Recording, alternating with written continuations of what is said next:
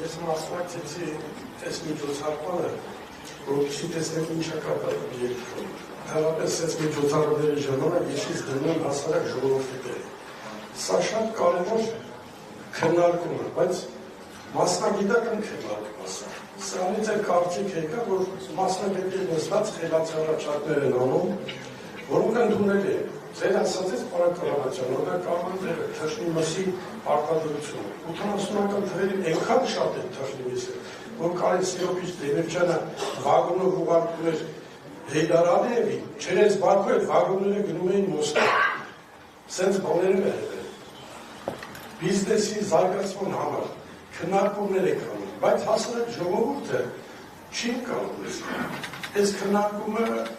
այդ մասայի համար, որը քիչ-շատից հասկացել է ինչա կատարվում։ Հարկերի համար։ Պարոն Բագրատյանը մոռացել է, որ հաստատագրված հարկերի է սահմանում։ Դերձակը, Վարշավին 5000 մոծում էր, ուրիշ բաներ գործ չուներ։ Ճկուկ հարաբերություն։ Ես չասեցի դրա համար։ Այսինքն կա 74 թվին Ֆրանսիայում է մերել։ Ստեփետ մանր բիզնես, բան չկար, որոնք պետական է, դրանով այդ կոչվում են մարշը,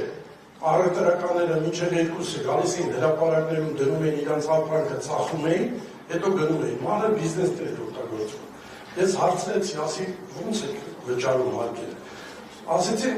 տարվա ընթացքում որոշակի հարկ մուծում ենք մենք, իրանց չափով գիտեն ինչ անում։ Տարվա վերջին հարկային տեսուչը գալիս է, դնում այդ ամբողջ թերթերը, մուծածը, ստացածը, լրի բերում է զրոյականի և տալիս է այդ մարդուն։ Այսինքն հարկային տեսուչի հետ գործ չի ունենում։ Իսպես երկրում միլիցիայի ոստիկանությունից բարձրացավ մինչև դատախազություն զբաղվում են հարկի հավաքմամբ։ Նշեցի ընտանիքի հարցը։ Մեր սերունդը պատերազմից հետո առաջացած սերունդը 4-5 երեխայից պակաս չեն ունեցել մեծանողները։ Ինչ լավ են ապրել, չէ՞։ Բայց բերել են այդ մարդիկի հետ, մեծացվել նույն փառքաստու, մեկ ընտանիքներ ունենք։ Ճիշտ բաներ եք ասում, գյուղացությունը։ Առաջ որ գյուղ են գնում, գյուղացիներն սերաներ գցում, որ մենք քաղաքում չենք տեսնում։ Հնում ենք որ գյուղ են գնում, մեր հետ սնունդ է տան։ Շատ ճիշտ է, գյուղը պետք է զարգացնել։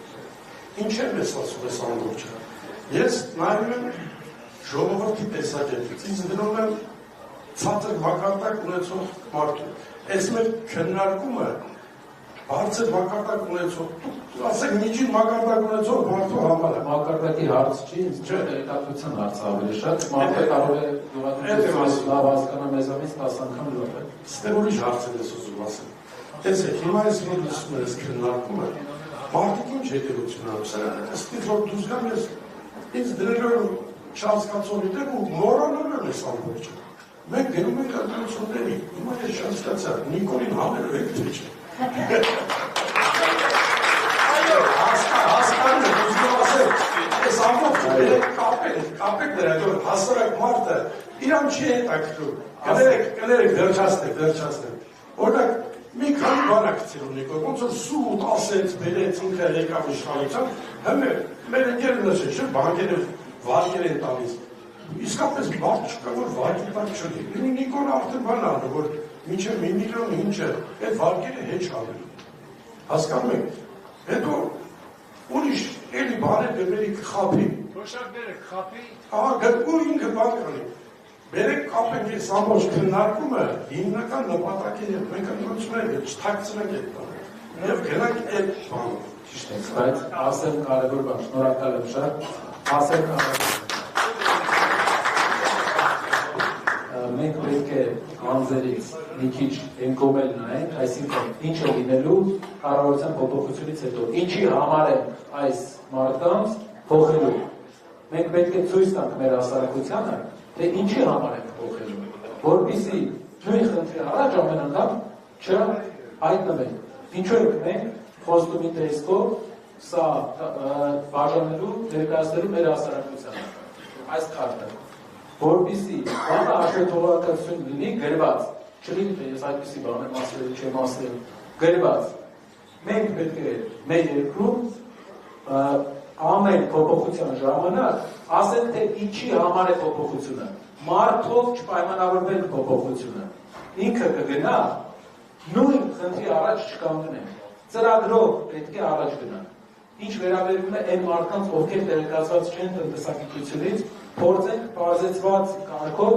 որ տեղեկացած են ուրիշ բաներից, հասկանալի կարգով ասել, գործ լինելա, մեկ, դու եթե աշխատում ես, քեզ ահում ես, քեզ համերով չի լինելու, երկուս, քո ծնողը իր թոշակի մեծ մասը վեղին չի տալու, երեք, չորսը, յուղում, եթե դու ապրում ես, ու սիրում ես քո յուղը, դու կարաս ապրես այնտեղ, երեխաներին կարաս կրթություններ ուղարկես, ու քո աշխատանքով հնարավորություն ես ունենալու ապրես, յուղում, խոպանի հույսի չես լինելու, և 5-րդ, դու ունենալու ես քո տանիք, քո գլխի վերևում, դու ունենալու ես քո տունը, որպես յուրաքանչյուր հայ, ով երազում է մի բանի առաջինը ունենա մի տեղ, որտեղ ինքը կզգա, որ դա իր սեփականն է, սեփական տուն, 5-րդը ունենաս տուն։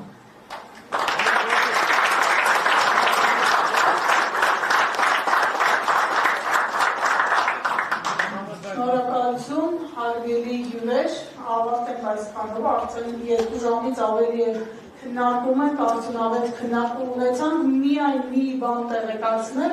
այս քննարկմանը մեր ծրագրի շնորհանդեսին հրավիրել էինք նաև Հայաստանի էկոնոմիկայի նախարար Պապոյանին, սա լավագույն հնարավորությունը կլիներ նրա համար իրեն հետաքրքրող հարցերը ուղղել պարոն Կարապետյանին, բայց ինչպես տեսնում եք, նա այս դահլիճում չէ։ Շնորհակալություն